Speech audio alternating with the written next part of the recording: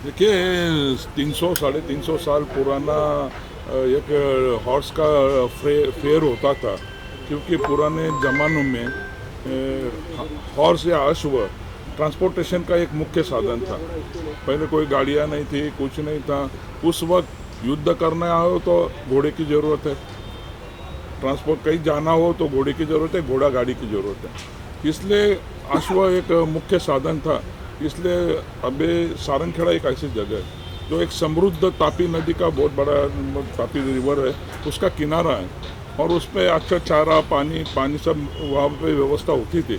इसलिए पहले तो कोई बॉर्डर्स नहीं थे, तो उस हिसाब से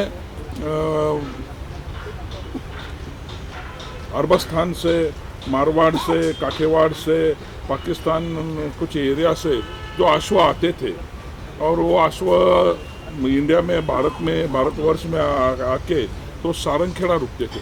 फिर वहाँ पे 2-4 महीने रुकने के बाद में वहाँ पे अश्वों की खरीदी बिक्री होती थी। जिसको जैसी ज़रूरत होती थी वो अश्वों की खरीदी बिक्री करता था। अश्व वहाँ पे राजा महाराजा सुल्तान बादशाह ऐसे लोग अपने युद्ध के लिए अपने किसी के साथ सेनापतियों के साथ बेच के वहाँ पे युद्ध के लिए अश्व खरीदी करते थे।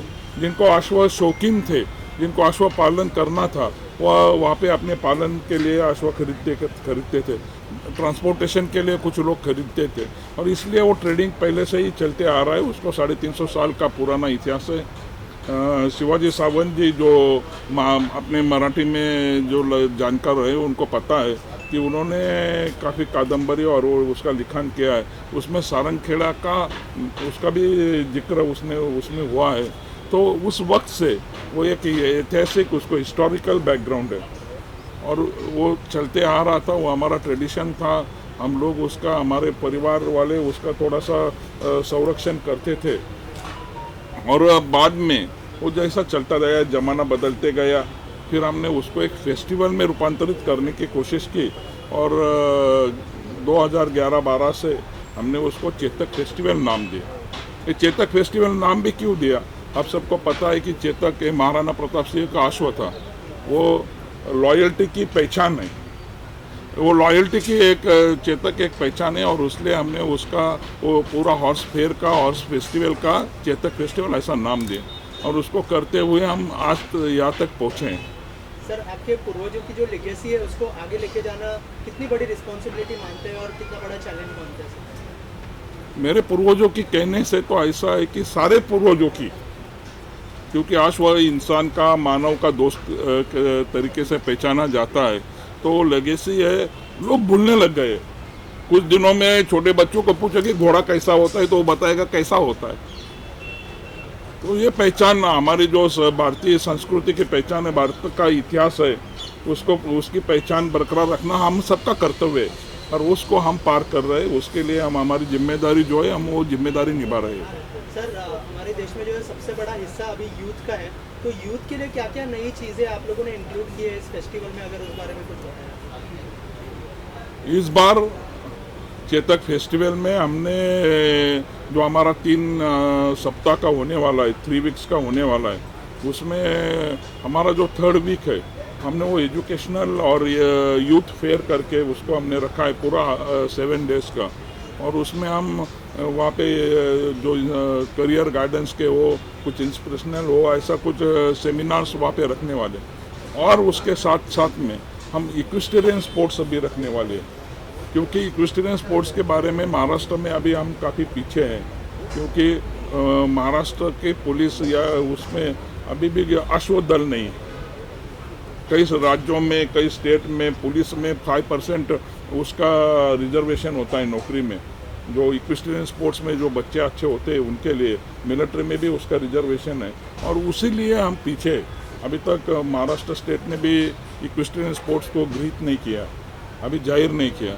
तो हमारी पहली तो मांग ये होगी कि जो इक्विस्टेरियन स्पोर्ट्स है उसको भी उसका खेल का दर्जा दिया जाए। वो जो रिकग्नाइजेशन इतर दूसरे राज्यों में है वो भी पूरे अपने महाराष्ट्र में उसके लिए उसकी भी पहल की जाए। क्रिकेट, फुटबॉल, कबड्डी के सिवा स्पोर्ट्स में चेतक का ये पहला मेरा लाइफ का एक्सपीरियंस रहेगा। ऐसे मैंने महालक्ष्मी में सब जगह पे रेस कोर्स और डरबी और सब बहुत स्पॉन्सर किया है, लेकिन इस तरह का फेस्टिवल मेरी लाइफ में पहला है। जो भी उनको मदद चाहिए मुंबई में, ऑल ओवर इंडिया में, वहाँ ब्राइट आउटडोर ऑलवेज सबके साथ है। और मेरे को बहुत खुशी है कि मैं एक इतने अच्छे इवेंट का एक हिस्सा हूँ और उनके साथ जुड़ा हूँ। सर राइट की तरफ से किस तरह का सपोर्ट मिला है आपको, अगर इस बारे में? मैं तो पहले ही उनका आई एम वेरी थैंकफुल और मैं उनका धन्यवाद देता हूँ कि ब्राइट हमारे साथ आया है और चेतक के साथ जुड़ते हुए ब्राइट और चेतक ये दोनों के नाम रोशन होंगे। सर अगर इसमें घोड़ों की बात करें तो कितने रेंज में है, हाई से हाई और लो से लो, उसके बाद में चेतक फेस्टिवल ऐसा है कि आपको वहाँ पे 50,000 से 10 करोड़ 11 करोड़ का घोड़ा भी देखने मिलेगा। वहाँ पे 3,500 अश्व होते हैं करीबन, हर कलर के, हर ब्रीड के, हर जात के जो इंडिया में पाए जाते हैं। वो वहाँ पे आपको एक ही टेंट के नीचे आपको सब देखने को मिलेगा। अच्छे छोटा हॉर्स भी मिलेगा, कॉमन हॉर्स भी मिलेगा जो टट्टू कहते हैं, वो एकदम सिंपल हॉर्स होता है, वो ट्रांसपोर्टेशन के लिए उसका यूज़ होता है। उससे लेके तो जो शौकीन होते हैं, जो अश्व शौकीन होते हैं, जो अपने अस्तबल में अच्छे हॉर्स रखते हैं, अच्छी ब्रीड का वो डेवलप करते हैं, मारवाड़ी ब्रीड का, वो टॉप मोस्ट ब्रीड के हॉर्सेस भी हमारे जो कॉम्पिटिशन्स होते हैं, हॉर्स शोज होते हैं, अश्व सौंदर्य स्पर्धा होती है, तो उसमें हिस्सा लेने जरूर आते हैं और आपको वहाँ पे करीबन 11 करोड़ तक की रेंज के अश्व देखने मिलेगी। इस बार क्या खास है कस्टमर्स के लिए जो वहाँ पे आएंगे, तो कुछ उनके लिए अलग किया है, पिछले साल से कुछ हटके? देखिए, हम हर साल उसको अपडेट करने की कोशिश करते हैं और उसमें मीडिया का काफ़ी बड़ा रोल रहा है। मीडिया हमें पहले से ही काफ़ी अच्छा उसमें सहयोग करता आ रहा है, तो इस साल हमने उसमें काफ़ी चेंजेस भी किए। और हम पहले कैसा था कि हम हमारी तरफ से जैसा होता था वो करते थे, फिर अभी उसमें हम काफ़ी चेंजेस बदलाव करते, काफ़ी लोग हमसे जुड़ रहे हैं। अभी ब्राइट वाले जो जैसे जुड़ गए वैसे अनेक लोग, ये कारवा चलता जा रहा है और उसमें जो बहुत बड़े बड़े चेंजेस हम इसमें कर रहे हैं, क्योंकि ये एक अश्व फेस्टिवल है। ये कभी आप इंडिया में आपको कहीं देखने मिलेगा नहीं, 2-3 जगह होता है, पर उसमें सारंगखेड़ा भी काफ़ी आगे आ रहा है और काफ़ी सबसे बड़ा अश्व फेस्टिवल जो है वो चेतक फेस्टिवल है। तो उसमें जो घोड़ों के लिए, अश्व के रिलेटेड, हॉर्स के रिलेटेड जो भी कुछ होते हैं, जो स्पोर्ट्स होंगे, जो कुछ इवेंट्स होंगे, वो सब आपको सरकार का भी डायरेक्ट इनडायरेक्ट सपोर्ट तो वैसे पहले से भी रहा है इतने साल, क्योंकि हर कोई कोशिश करता है कि ये उसको बढ़ावा दिया जाए। ये 300 साल पुराना है, ज़्यादा करके उसको हम मीडिया के सामने लाए नहीं थे। जब हमारे जैसे यूथ्स उसमें आगे आ गए तो हमने उसको आगे लाने की कोशिश की और आगे लाने की कोशिश की। एक लिमिट्स थे, जैसे जैसे आगे बढ़ते गए आज हम मुंबई तक यहाँ पे प्रेस हो रही है, तो ये भी एक बड़ी अचीवमेंट है। शायद इसके बाद दुनिया तो जानने लगेगी कि ये कितना बड़ा फेस्टिवल है और कितना थ्रिलिंग फेस्टिवल है।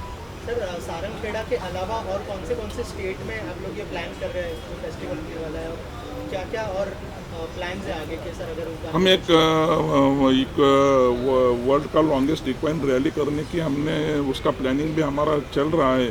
वो शायद चंडीगढ़ से टू सारंगखेड़ा जो 1400-1500 किलोमीटर का एक रैली होगा और उसमें जो इंडिजिनियस ब्रीड है, भारतीय अश्व जाति है, उसको बढ़ावा देने के लिए, और वो हमारा 75वां अमृत महोत्सव वर्ष है आज़ादी का, उसके बैकग्राउंड के लिए हम वहाँ से करीबन 6 स्टेट्स में और एक यूनियन टेरिटरी में हमारा वो रैली जो 25-30 घोड़ों से लेके वो चलता सारंगखेड़ा तक आएगा। पहले अभी मेरे बाजू में बैठे हुए सिमरनजीत सिंह जी, इनके सुपुत्र राजवीर सिंह, उन्होंने 500 किलोमीटर का बच्चा है 14 ईयर्स का, उसने 500 किलोमीटर का घोड़े पे राइड करके 6 दिन में सारंगखेड़ा आया था। और माननीय तब देवेंद्र फडणवीस, हम जो कुछ बच्चे जो अश्व के लिए प्रति प्यार रखते हैं और कुछ करना चाहते हैं, हम हमेशा ही चेतक फेस्टिवल उनको बढ़ावा देते आया। सर आप भी कुछ कहना चाहिए अपना इंट्रोडक्शन देकर और एसोसिएशन आपका? मेरा नाम सिमरनजीत सिंह है, मैं अकोला महाराष्ट्र से हूँ और मुन्ना दादा के साथ सारंगखेड़ा फेस्टिवल में स्पोर्ट्स और यूथ अवेयरनेस की तरफ मेरा ज़्यादा ध्यान है। जैसे मुन्ना दादा ने कहा कि इस साल हम लोग स्पोर्ट्स का जो वीक है वो यूथ इसके तरफ ज़्यादा से ज़्यादा अपना रुझान दिखाए, और इस बार हम स्टेट को अपील कर रहे हैं कि जो सारंगखेड़ा में इक्विस्टेरियन स्पोर्ट्स होने वाले हैं उसको एटलीस्ट इंटर स्टेट का कंपटीशन का दर्जा दिया जाए, ताकि वहाँ जो भी पार्टिसिपेट करे उसको एक सर्टिफिकेट मिले और उसकी कोई अहमियत हो जो उसको एकेडमिक्स में आगे हेल्पफुल हो।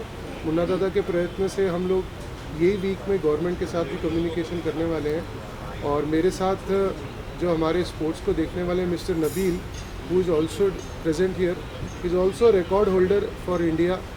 इन्होंने काफ़ी सारे स्पोर्ट्स किए हैं यूथ के साथ। तो we together as a team हम लोग कुछ ऐसे स्पोर्ट्स लेके आएंगे जो कन्वीनियंट भी है और आम तौर पे जो बच्चों को खेलने के लिए बहुत सरकारी परमिशनें, आर्मी का बैकअप या पुलिस का बैकअप रखता है, उसके बावजूद उसको इजी एक्सेस देंगे स्पोर्ट्स का। मुन्ना दादा का एक और सलकम प्रोजेक्ट है कि महाराष्ट्र में हॉर्स प्रीमियर लीग शुरू हो, तो वो भी जल्द सारंगखेड़ा से किक स्टार्ट होगा। सर ये महंगा शौक नहीं है, महंगा स्पोर्ट्स कह सकते हैं। कोई भी शौक और कोई भी स्पोर्ट्स महंगा नहीं है अगर वो आपके बच्चे को फेम देता है। सही मानिए क्रिकेट से तो सस्ता ही है।